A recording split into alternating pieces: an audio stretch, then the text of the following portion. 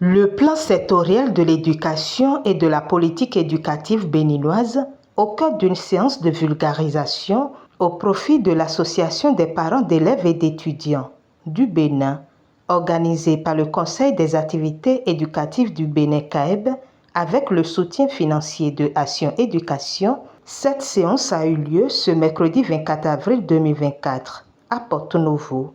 Action ou Action Éducation aujourd'hui a voulu revoir peut-être sa façon d'intervenir au Bénin, sa façon d'accompagner le système éducatif béninois. Et à cet effet, ils ont été obligés de commanditer une étude, j'allais même dire une évaluation, pour définir véritablement les nouvelles stratégies d'action.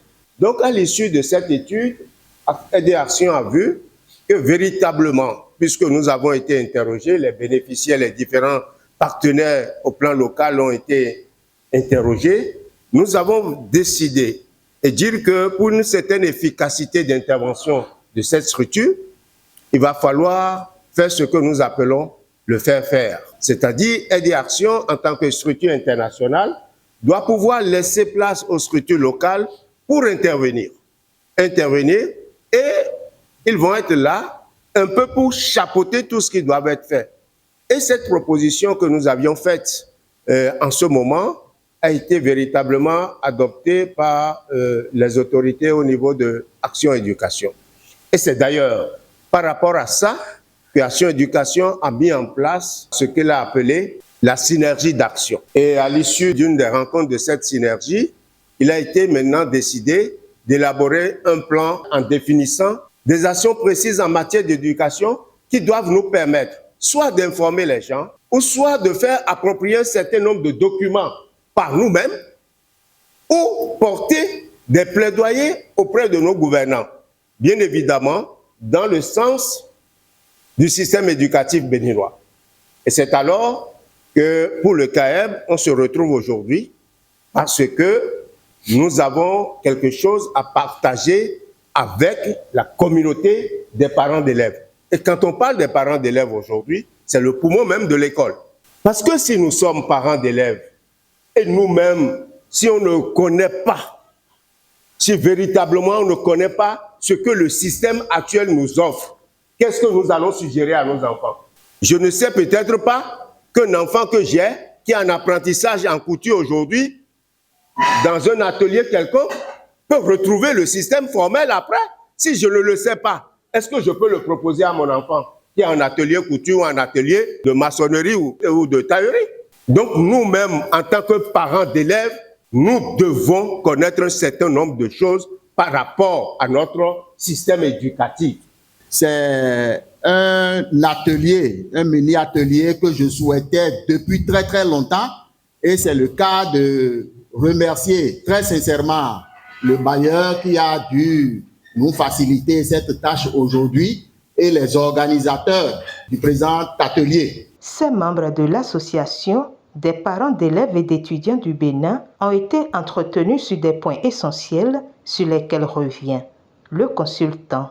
De cette communication, les participants doivent pouvoir retenir qu'ils ont un rôle important à jouer, raison pour laquelle ils ont été invités par le CAEB à venir s'approprier le plan sectoriel de l'éducation qui a une vision et des objectifs sont définis, et pour atteindre les objectifs-là, des orientations stratégiques également ont été définies et ont été exposées.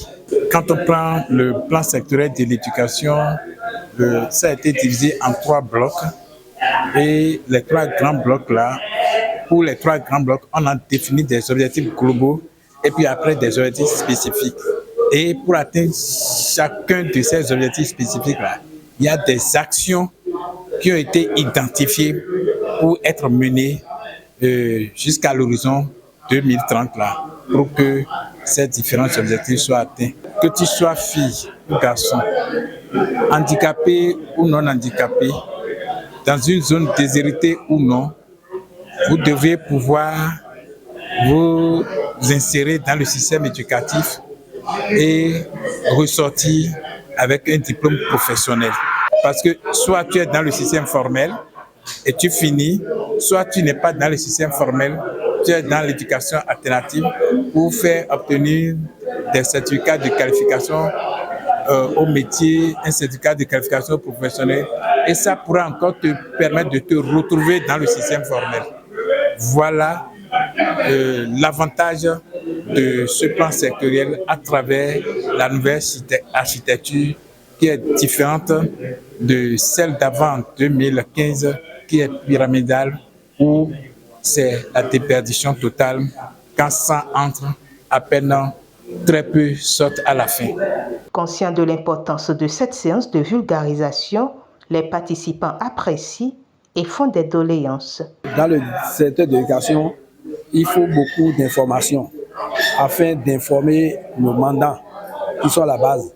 Et si nous-mêmes ne sommes pas bien informés, on ne pourrait pas le faire à la base.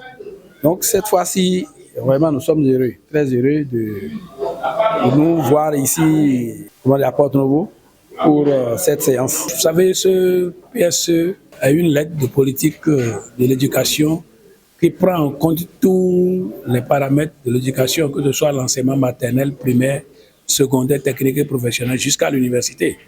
Mais il semble qu'il y a des aspects qui ne sont pas mis à la disposition des parents, surtout le passage du secondaire vers le lycée technique. Nous sommes pas sans savoir que l'État a fait un choix dans le PSE et a voulu ramener le pourcentage des apprenants au lycée technique à 70% et 30% au secondaire. Mais ce fait n'est pas bien accompagné et on voit que les parents continuent de souffrir, surtout que l'enseignement secondaire, technique et professionnel, ça coûte tellement cher au point où les gens qui ont même la volonté n'ont pas suffisamment de moyens pour inscrire leurs enfants. Et surtout aussi ceux qui vont au concours et qui rentrent dans les centres de formation dans le domaine de la santé ont des difficultés. Une fois terminés, ne savent à quel sien se vouer et sont encore à la maison avec leurs parents. Tout ça là décourage les parents. Il faut que l'État appuie le secteur de l'éducation technique, l'enseignement technique, et les parents qui ont la volonté, on puisse les accompagner pour que nous puissions. Mais de retour, je sais, chaque cas peut après un engagement ici et doit pouvoir aller faire la restitution afin que les parents soient bien outillés, puissent comprendre et savoir comment orienter désormais leurs enfants. Tous les parents d'élèves doivent être informés de ce que présente le système éducatif béninois aux enfants, et c'est l'exhortation des organisateurs à l'endroit des participants qui se doivent de relayer les informations reçues dans leurs différentes localités. Et faut-il le souligner, à la suite de l'étape de Porto-Novo, suivra celle de Parakou ce vendredi 26 avril 2024.